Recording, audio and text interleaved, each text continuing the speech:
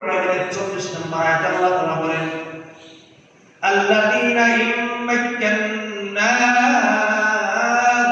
Feel আরদ, আল্লাহ বলেন আমি যাদেরকে দুনিয়ার ক্ষমতায় বসাইছি। সুবহানাল্লাহ। ক্ষমতা দেওয়ার মালিক কে? আল্লাহ। জবাব বলুন কে? আল্লাহ। আবার ক্ষমতা ছিনায় নেওয়ার মালিক কে? আল্লাহ। ওয়া তুইজ্জু মান তাশাউ ওয়া তুযিল্লু মান তাশাউ, ইজ্জত দেওয়ার মালিক আমার আল্লাহ। ইজ্জতের জায়গায় আল্লাহ তাআলা বসান। ইজ্জতের চেয়ার হওয়ার পরে যারা আমার আল্লাহকে যারা ভুলে যায়, আল্লাহকে যারা ছাইড়া দেয়, আবার ওই ইজ্জতের জায়গা থেকে আমার আল্লাহ তাদের বেইজ্জতি করেন। কথা বলেন ঠিক?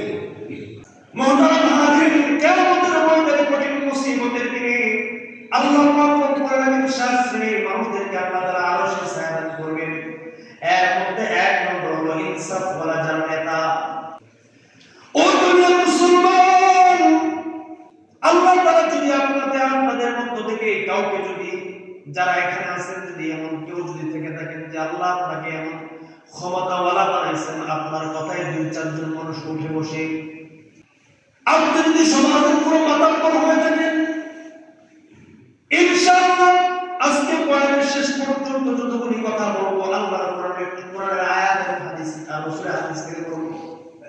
তাহলে আজকের বয়ান হলো আপনার জন্য। নবীজি আল্লাহ তাআলা বলেন একজন নেতার বৈশিষ্ট্য হবে অনেকগুলো, তার মধ্যে থেকে 4টা হলো বড় বড় গুণ। এক নম্বরে হলো আল্লাযীনা ইম্মাক্কান্নাহুম ফিল আরদি, আল্লাহ বলেন আমি যাদেরকে দুনিয়ার মস্তনে দুনিয়ার ক্ষমতায় যাদেরকে বসিয়েছি তাদের প্রথম নম্বরে গুণ হবে আকামুস সালাতা, তারা যেমন ওই ক্ষমতার চেয়ারে বসার আগে নামাজ পড়ে।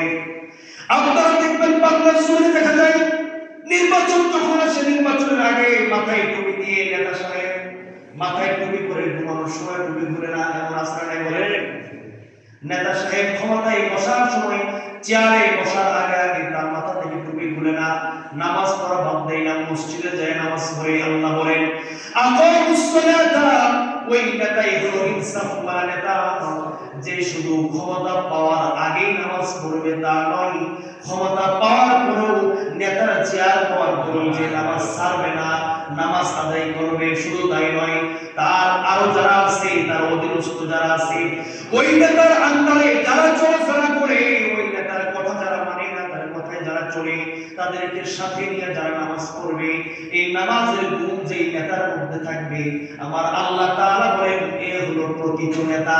সুবহানাল্লাহ। এবার চিন্তা করে দেখেন, কথা বলি আমার দিনকে বুঝবেন, খুব ভালো করে বুঝবেন।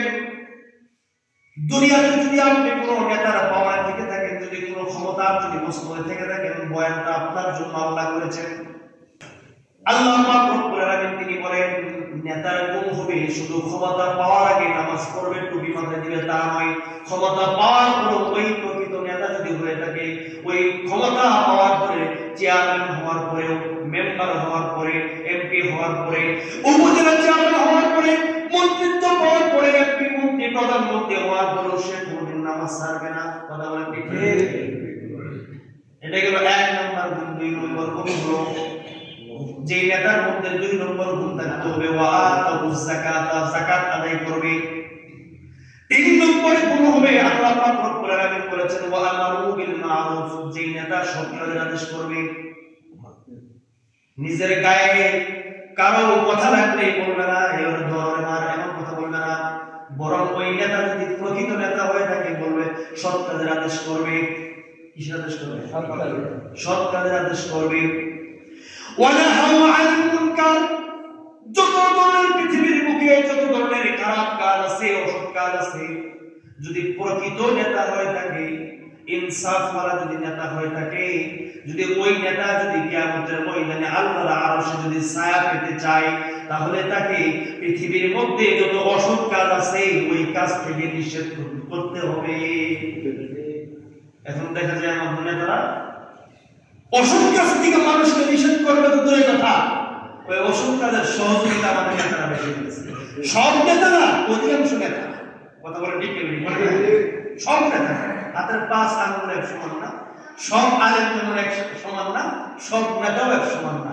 তবে দেখা যাচ্ছে অধিকাংশ নেতাদের অবস্থা হলো এমন, ভালো কাজের মধ্যে তেমন একটা পাওয়া যায় না, খারাপ কাজ যেখানে আছে নেতাও সেখানে আছে। কথা বলেন ঠিক নেই? আল্লাহ আমাদের কপালে আমাদের অধীনস্থ যারা নেতা হবে, আমাদের সকল নেতাদেরকে আল্লাহ ওয়ালা নেতা হওয়ার তৌফিক দান করুন। আমিন।